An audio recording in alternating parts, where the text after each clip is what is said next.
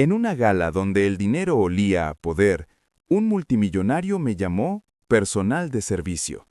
Para cuando el sol saliera, su imperio de 2.500 millones de dólares no sería más que escombros digitales. La noche olía a dinero y a poder. Era una de esas galas benéficas en las que las joyas de las mujeres valían más que el PIB de un país pequeño, y las sonrisas de los hombres eran tan falsas como sus declaraciones de impuestos. Yo estaba allí, no porque perteneciera a ese mundo, sino porque mi empresa, Dayalo Secure, había donado el sistema de ciberseguridad para todo el evento. Era una forma de retribuir y, seamos honestos, una excelente jugada de marketing. Me sentía un poco como un pez fuera del agua con mi vestido de seda color esmeralda, pero llevaba mi confianza como una armadura. A mis 32 años había construido mi compañía desde cero, convirtiéndola en un nombre respetado en un sector dominado por hombres pálidos y mayores que yo. El murmullo en la sala cambió de repente. Era como si una corriente eléctrica hubiera recorrido a la multitud. Giré la cabeza y lo vi. Marcus Thorne, el multimillonario, el titán. Las revistas lo llamaban un genio visionario. Los que habían trabajado para él lo llamaban un tirano despiadado. Su fortuna, estimada en 2.500 millones de dólares, provenía de inversiones agresivas y de una habilidad casi sobrenatural para aplastar a la competencia. No caminaba, se deslizaba por la habitación, y la gente se apartaba a su paso como si fuera la realeza. Mi anfitrión, un hombre llamado Robert, que formaba parte del comité de la gala, me tomó del brazo con nerviosismo. «Amara, tienes que conocerlo. Una palabra de Marcus Thorne puede cambiar tu vida». Sonreí con amabilidad, aunque por dentro puse los ojos en blanco. Mi vida ya había cambiado gracias a mi propio trabajo, no necesitaba la bendición de ningún rey Midas. Pero en estos círculos, el juego es el juego, y negarse a una presentación así era un suicidio social. Robert prácticamente nos arrastró hasta Thorne, quien estaba pontificando ante un pequeño grupo de admiradores. «Marcus», interrumpió Robert con una voz que temblaba ligeramente, «perdona la interrupción, pero quiero presentarte a Amara Dayalo. Es la genio detrás de la seguridad de esta noche, una verdadera estrella en ascenso». Thorne se giró lentamente hacia mí. Su mirada me recorrió de arriba a abajo, sin disimulo. No era una mirada de interés o de evaluación profesional, era una mirada de tasación, como si estuviera valorando un mueble. Sus ojos, de un azul pálido y gélido, se detuvieron en mi rostro por un segundo antes de mostrar un atisbo de desdén. Aún así, mantuve mi sonrisa profesional. Había lidiado con hombres como él toda mi vida. Extendí mi mano, un gesto de igualdad, un puente entre dos profesionales. «Señor Thorne, es un placer. He seguido su trabajo en el sector tecnológico. Es impresionante». El tiempo pareció ralentizarse. Todos los ojos estaban puestos en nosotros. La mano de Marcus Thorne, que había estado estrechando las de otros hombres toda la noche, permaneció inmóvil a su costado. Sus ojos bajaron hasta mi mano extendida y luego subieron de nuevo a mi cara. Una diminuta, casi imperceptible mueca de asco curvó sus labios. Robert se aclaró la garganta, incómodo. Después de lo que pareció una eternidad, Thorne habló. Su voz era grave y resonante, acostumbrada a dar órdenes y no ser cuestionada. «Oh, lo siento», dijo, aunque el tono no contenía ni una pizca de arrepentimiento. «No estrecho la mano del personal de servicio». Un silencio glacial cayó sobre nuestro pequeño grupo. La frase quedó suspendida en el aire, afilada y venenosa. ¿Personal de servicio? Me miró directamente a los ojos, desafiándome a reaccionar. En ese instante no vio a Amara Dayalo, la CEO de una empresa multimillonaria. No vio a la mujer que había diseñado el impenetrable escudo digital que protegía sus propias fortunas esa noche. Solo vio el color de mi piel y asumió mi lugar. Sentí como la sangre se me subía a las mejillas, un calor de pura humillación y rabia. Pero por fuera, mi rostro se convirtió en una máscara de hielo. Retiré mi mano lentamente, sin romper el contacto visual. Mi sonrisa nunca vaciló, pero se volvió cortante como el diamante. «Entiendo», dije con una calma que no sentía. «Algunas reliquias del pasado son difíciles de dejar atrás». Me giré hacia un Robert horrorizado. «Si me disculpan, necesito un poco de aire». Caminé hacia el balcón, con la espalda recta, sintiendo docenas de miradas clavadas en mí. Cada paso era una batalla para no echar a correr o gritar. Una vez fuera, el aire frío de la noche me golpeó la cara, pero no pudo apagar el fuego que ardía dentro de mí. Me apoyé en la barandilla de mármol y miré las luces de la ciudad, un tapiz de poder y ambición. Él no solo me insultó, me había borrado, me había reducido a un estereotipo, negándome mi identidad, mis agredos, mi humanidad, y lo había hecho públicamente para reafirmar su propio poder. Las lágrimas amenazaron con brotar, pero las contuve con una fuerza de voluntad de hierro. No iba a llorar. Llorar era una debilidad, y yo no era débil. En ese momento, bajo el cielo estrellado, una clara claridad se apoderó de mí. Marcus Thorne vivía en un castillo construido sobre la arrogancia y el desprecio. Un castillo con muros altos, pero todos los castillos, sin importar cuán imponentes sean, tienen cimientos, y yo era una experta en encontrar las grietas en los cimientos. Regresé a mi hotel, me quité el vestido, que ahora se sentía como un disfraz, y me senté frente a mi laptop.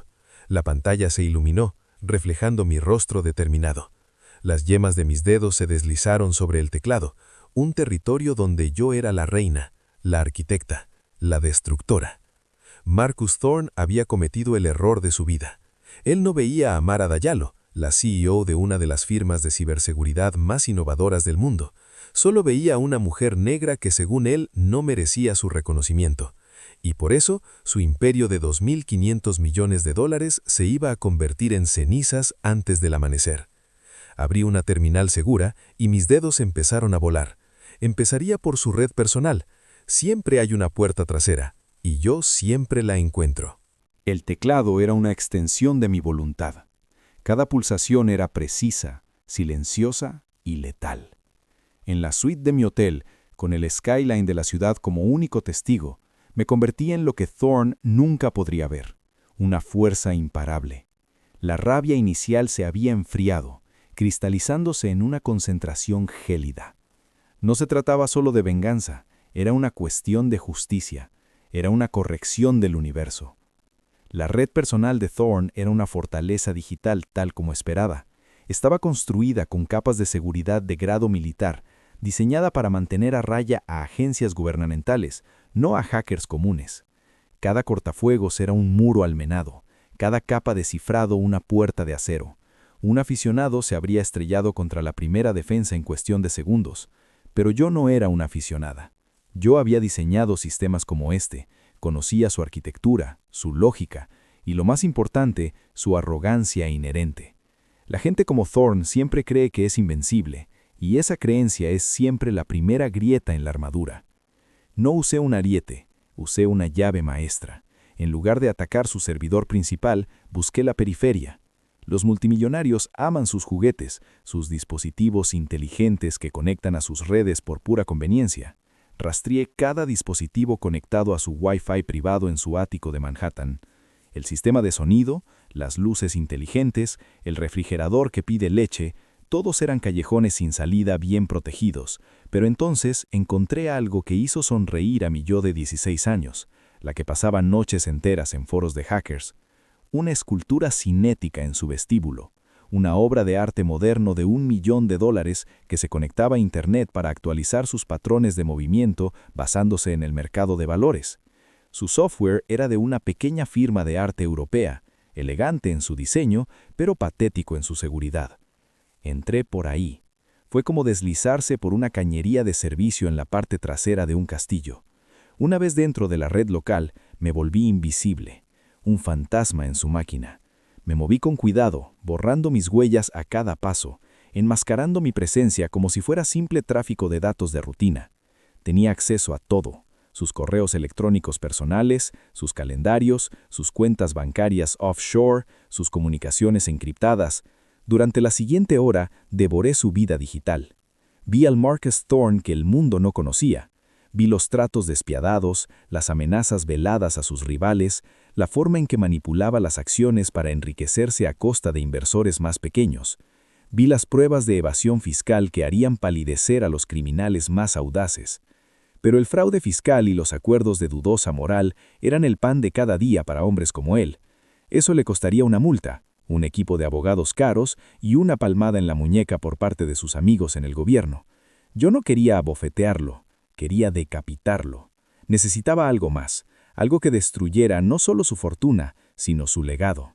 Algo que lo convirtiera en un paria incluso entre los lobos de su misma especie. Fue entonces cuando lo vi. Un servidor fantasma.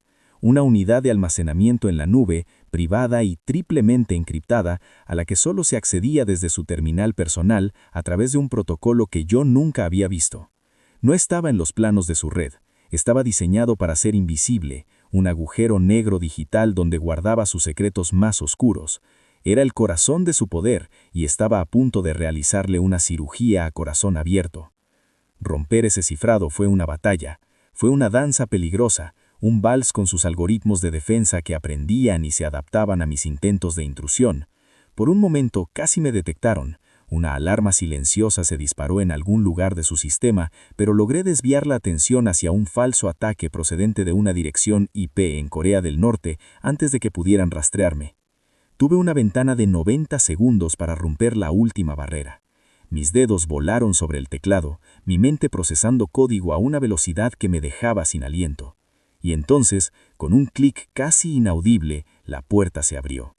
El contenido no era lo que esperaba. No eran documentos financieros ni planes de negocio. Era una colección de carpetas, y cada una llevaba el nombre de una persona. Jueces, senadores, directores ejecutivos de la competencia, periodistas de renombre. Mi pulso se aceleró. Abrí una al azar, la de un senador conocido por su postura pro familia. Dentro había videos, fotos, grabaciones de audio, material de chantaje, una biblioteca de pecados que le permitía a Thorne mover los hilos del poder desde las sombras. Este era el arma que buscaba. Con esto no solo lo arruinaría, sino que limpiaría una parte de la podredumbre del mundo. Empecé a descargar todo, una transferencia masiva de datos que tardaría tiempo precioso. Mientras los archivos fluían hacia mi servidor seguro, mis ojos escanearon la lista de nombres, reconociendo a muchos de ellos de las noticias. Eran los intocables, los poderosos, y Marcus Thorne los tenía a todos en el bolsillo.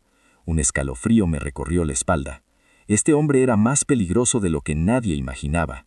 Y entonces, al final de la lista, mi corazón se detuvo.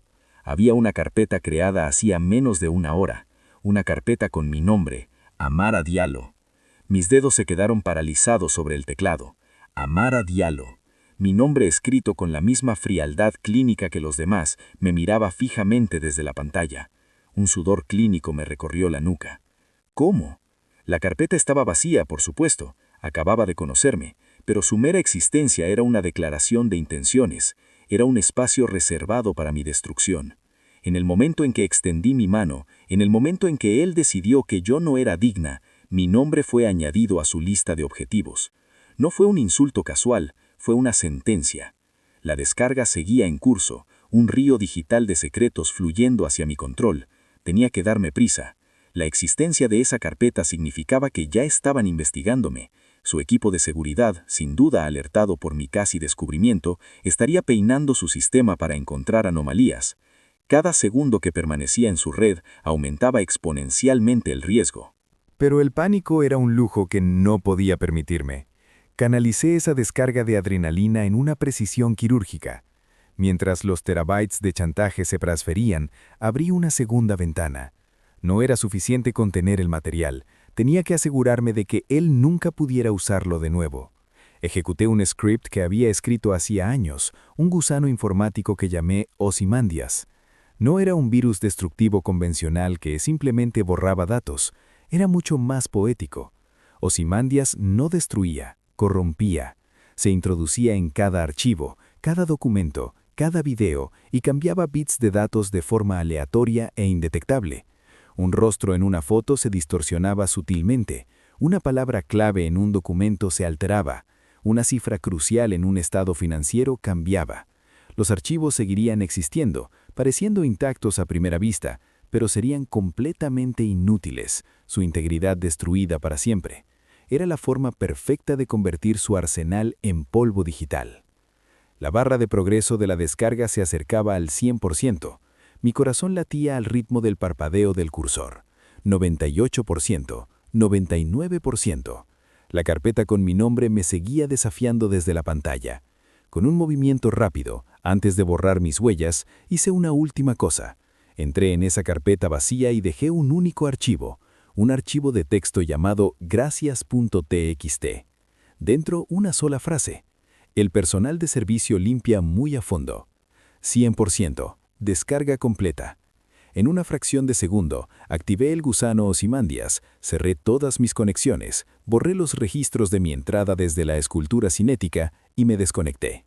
La suite del hotel volvió a quedar en silencio, solo rota por el suave zumbido del aire acondicionado. Me recliné en la silla, con el cuerpo temblando por la tensión acumulada. Lo tenía. Tenía el corazón negro de Marcus Thorne en un disco duro en mi regazo. El plan de distribución tenía que ser impecable.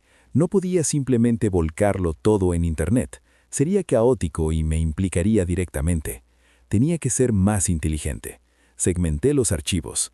El material sobre los políticos iría, de forma anónima, a un consorcio de periodistas de investigación en el que confiaba.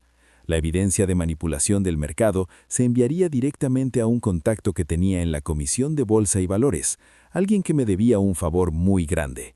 Las pruebas de fraude fiscal irían a una periodista especializada en finanzas que odiaba a Thorne con toda su alma. Cada paquete de datos sería una bala dirigida, disparada por un francotirador invisible. Pasé el resto de la noche preparando los envíos, utilizando una serie de servidores proxy y redes anónimas para que mi rastro fuera absolutamente indescifrable. Era como preparar una orquesta. Cada instrumento tenía que empezar a tocar en el momento preciso para crear una sinfonía de caos para Marcus Thorne. Programé el primer envío, el del material político, para que se realizara a las 6 a.m., justo a tiempo para dominar el ciclo de noticias matutino. Cuando el primer rayo de sol se filtró por mi ventana, me sentí extrañamente en calma. Había pasado de la humillación a la furia y finalmente a una determinación helada. Me duché. Me puse un traje impecable y bajé a desayunar al restaurante del hotel como si fuera un día cualquiera. A las 6:01 a.m., mi teléfono vibró. Era una alerta de noticias de una de las principales agencias. El titular me hizo sonreír mientras tomaba un sorbo de café. Escándalo masivo sacude Washington. Filtración anónima expone a más de una docena de políticos. Fue solo el comienzo. A lo largo de la mañana, mi teléfono no dejó de vibrar. Cada alerta era una nueva explosión en el imperio de Thorne. La SEC anunciaba una investigación de emergencia sobre Thorne Industries por manipulación del mercado. Los periodistas financieros destrozaban su reputación, citando documentos filtrados sobre evasión fiscal. Socios comerciales implicados en sus esquemas empezaron a distanciarse públicamente. El precio de las acciones de su conglomerado, Thorne Industries, que había abierto en máximos históricos, comenzó a caer en picada. Primero un 5%, luego un 10%, luego un 25%. Era una hemorragia y no había torniquete que pudiera detenerla. Me senté en el vestíbulo del hotel, observando el caos desarrollarse en las pantallas de televisión. La gente susurraba a mi alrededor, ajena a que la arquitecta de todo ese apocalipsis estaba sentada a pocos metros de distancia. Su imperio de $2.5 millones se estaba evaporando en tiempo real. La sonrisa de satisfacción en mi rostro era genuina. Fue entonces cuando lo vi. Salió del ascensor privado al otro lado del vestíbulo. Marcus Thorne. No se veía como el titán de la noche anterior. Su rostro estaba pálido, sus ojos inyectados de sangre. Su traje, normalmente impecable, parecía arrugado. Caminaba con el teléfono pegado a la oreja ladrando órdenes a alguien. Se detuvo en medio del vestíbulo, mirando la pantalla de televisión que mostraba la caída libre de sus acciones. Su rostro era una máscara de furia e incredulidad. Nuestros ojos se encontraron a través del vestíbulo. El reconocimiento fue instantáneo. No había duda en su mirada. Sabía que era yo. La forma en que sus ojos se entrenaviaron, el odio puro que emanaba de él me heló la sangre. Ignoró a la persona que le hablaba por teléfono, lo bajó lentamente y comenzó a caminar hacia mí. Cada paso era pesado, deliberado, como el de un predador acorralado y furioso. La gente en el vestíbulo se hizo a un lado, sintiendo la tensión. Yo permanecí sentada, con el corazón martillando contra mis restibles, pero mi rostro impasible. Se detuvo justo frente a mi mesa. El olor a colonia cara y a desesperación llenó el aire. Se inclinó, apoyando los nudillos en la mesa, su rostro a centímetros del mío. Su voz era un susurro bajo y venenoso, una promesa de violencia contenida. Tú, siseó, arregla esto, ahora, o descubrirás que perder dinero es el menor de tus problemas. No era una amenaza vacía. Vi en sus ojos que era capaz de cualquier cosa. Pero antes de que pudiera responder, mi teléfono vibró sobre la mesa. No era una alerta de noticias. Era un mensaje de texto de un número desconocido. Lo abrí bajo su mirada furiosa. El mensaje contenía solo una foto. Era una imagen granulada, tomada desde lejos. Mostraba la puerta del apartamento de mi hermana menor en otra ciudad. Y de pie junto a la puerta había 2 hombres corpulentos con trajes oscuros. El mundo se estrechó hasta convertirse en la pantalla de mi teléfono. La foto de la puerta de mi hermana, con esos 2 matones montando guardia, no era solo una amenaza, era un jaque mate. O eso creía él. El miedo, frío y afilado, me atravesó el corazón. Pero por fuera, no permití que ni un solo músculo de mi rostro se moviera. Levanté la vista de la pantalla, mis ojos encontrándose con los de Thorne. Le ofrecí una sonrisa lenta y deliberada, una sonrisa que no llegó a mis ojos. Era la sonrisa de alguien que había anticipado este movimiento 3 pasos antes. ¿Amenazar a mi familia, Marcus?, dije, mi voz tan tranquila que tuvo que inclinarse aún más para oírme. Qué predecible, qué decepcionantemente vulgar. Pensé que eras más creativo que eso. Su rostro se contorsionó en una mueca de confusión y rabia. Esperaba pánico, lágrimas, súplicas. No esperaba desafío.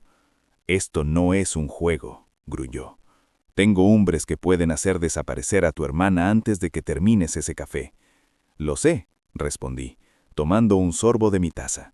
El café estaba frío, pero no me importó. Pero lo que tú no sabes es que tu imperio se construyó sobre la intimidación. El mío se construyó sobre la contingencia. ¿Crees de verdad que te atacaría sin un seguro de vida? Antes de que pudiera procesar mis palabras, todos los teléfonos del vestíbulo, incluido el suyo, vibraron al unísono. No era una alerta de noticias, era una notificación de una aplicación de mensajería segura que todos en el mundo de la tecnología y las finanzas usaban, un canal de transmisión masiva que acababa de activarse. En la pantalla del teléfono de Thorne apareció un nuevo mensaje. Era una única carpeta. Una carpeta con el título Póliza de seguro de Amara Lialo. Dentro, accesible para miles de los periodistas, inversores y agentes de la ley más influyentes del planeta, no estaba el material de chantaje que ya había filtrado. Era algo mucho más personal y mucho más condenatorio. Eran los audios sin editar de Marcus Thorne ordenando directamente actos ilegales. La grabación de él amenazando la vida de un rival. El rastro de dinero que conducía directamente a un juez corrupto. Y lo más importante, un archivo de video encriptado con un temporizador. La etiqueta del archivo era «Confesión completa». Se desbloquea automáticamente si los sensores biométricos de Amara Diallo o de su hermana, Sara Diallo, dejan de transmitir. Thorne palideció. Miró su teléfono, luego a mí, con los ojos desorbitados por el puro horror. Había cometido el error fundamental de subestimarme en todos los niveles. No solo era mejor hacker que sus expertos, era mejor estratega que él. Verás, Marcus, continué, mi voz ahora con un hilo de acero. Anoche, mientras descargabas tus pequeños secretos sucios, también activé un protocolo. Mi hermana lleva un reloj inteligente que le regalé por su cumpleaños. Monitorea sus signos vitales. Yo llevo uno igual. Si el pulso de cualquiera de las 2 se detiene, o si los relojes se quitan a la fuerza, esa póliza de seguro se hace pública. Cada uno de tus crímenes, detallado y con pruebas irrefutables, no solo te enfrentarías a la ruina financiera, sino a múltiples cadenas perpetuas. Sus hombres en la puerta de mi hermana eran inútiles. Eran un movimiento de ajedrez en un tablero que yo había tirado a la basura para empezar a jugar a las cartas. «Llama a tus perros», ordené. Mi voz ahora no era un susurro, sino una orden clara y resonante que hizo que la gente cercana se volteara. «Llámales, ahora». Con manos temblorosas marcó un número. Su voz era apenas un graznido. «Retírense, ahora, aborten». Colgó y me miró, un hombre completamente destrozado. El titán se había convertido en un mendigo en el espacio de 5 minutos. Todo el poder, toda la arrogancia se había desvanecido, reemplazado por el miedo puro y primitivo. «¿Qué quieres?», susurró. «¿Dinero? ¿Quieres la compañía? Te la daré. Todo». Me reí. Una risa genuina y amarga. «Oh, Marcus, sigues sin entenderlo. Nunca quise tu dinero. Yo tengo el mío propio. Esto nunca fue por codicia. Fue por respeto». Me levanté de mi asiento, quedando a su altura. «Esto fue porque decidiste que el color de mi piel te daba derecho a humillarme, porque pensaste que yo era el personal de servicio, y tenías razón en una cosa». Me incliné hacia él, mi voz bajando a un susurro final. «Yo soy el personal de servicio, y acabo de sacar la basura». Me di la vuelta y salí del hotel sin mirar atrás. No necesitaba ver el resto. Sabía que la SEC congelaría sus activos antes del mediodía. Sabía que el Departamento de Justicia estaría llamando a su puerta antes de que anocheciera.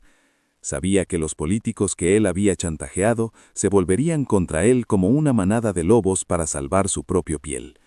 Su imperio de 2.5 millones no se había evaporado simplemente, se había convertido en un ancla que lo arrastraría a las profundidades. Mi hermana me llamó unos minutos después, su voz llena de pánico. «Amara, había unos hombres raros fuera de mi puerta, y luego simplemente se fueron. ¿Qué está pasando?» «Solo una pequeña limpieza de primavera, Sara», le dije, mi voz llena de una calma que finalmente sentía en lo más profundo de mi ser. «Todo está bien ahora. Todo está perfectamente en su lugar». Mientras el taxi me llevaba al aeropuerto, miré por la ventanilla. La ciudad ya no parecía un tapiz de poder inalcanzable. Parecía manejable. Marcus Thorne intentó ponerme en mi lugar, pero al hacerlo, solo me había recordado cuál era mi verdadero lugar. No en la sala de juntas pidiendo un ciento en la mesa, sino en la sala de control construyendo una mesa completamente nueva. Una en la que el respeto no se pedía, sino que se exigía.